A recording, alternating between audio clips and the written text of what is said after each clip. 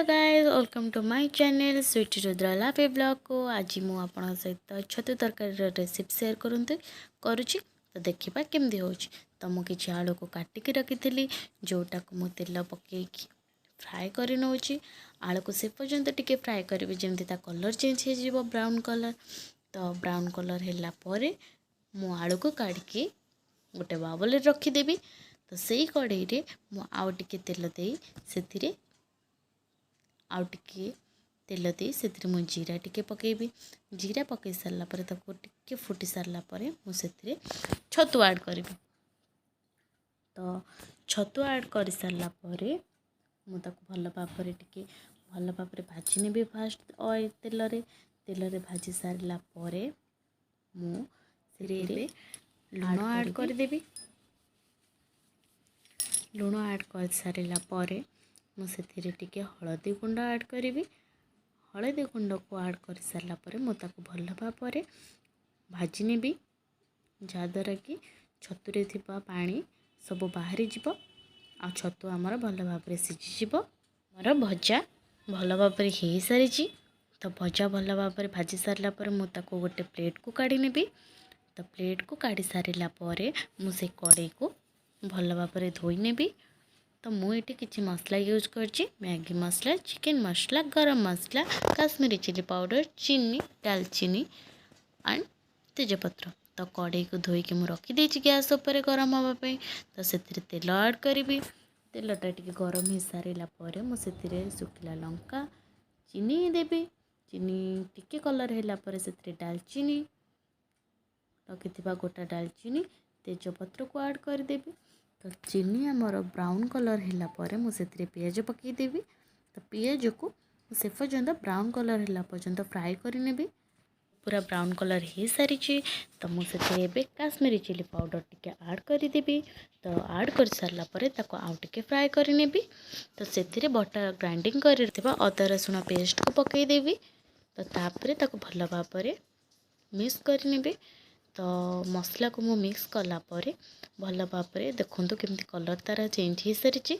तो से मु टमाटो को ऐड करनेबी काटी रखि टमाटो। तो टमाटे मुझे किसी लुण तापर हलदी गुंड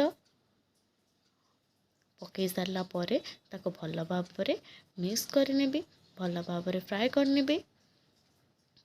तो मसला आमर टमाटो मेल्ट है पर्यंत कषे नेबे। तो टमाटो मेल्ट है मुझे ऐड कली मैगी मसला जोटा कि फ्लेवर भल आसब। तापर चिकन मसला तो जोटार टेस्ट भी टिके भल आसब।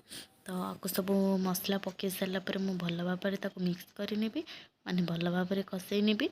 तो मसला आमर हो आसला। तो से मु भाई फ्राए कर रखि आलू को पकई कषे नेबी। तो आलू को भल भाव कषे नियंतु। तो आलू को भल भाव कषीगला। तो आलू आमर ये सीझी भी गला। तो आलू सीझी गला मुझे भाजी रखी छतु को से ऐड करके भल भाव कषे नेबी जमती कि मसला सहित छतु मिक्स हो। तो आपण तरकारी को जिते कषेबे तो ता टेस्ट किसी अलग प्रकार आसब।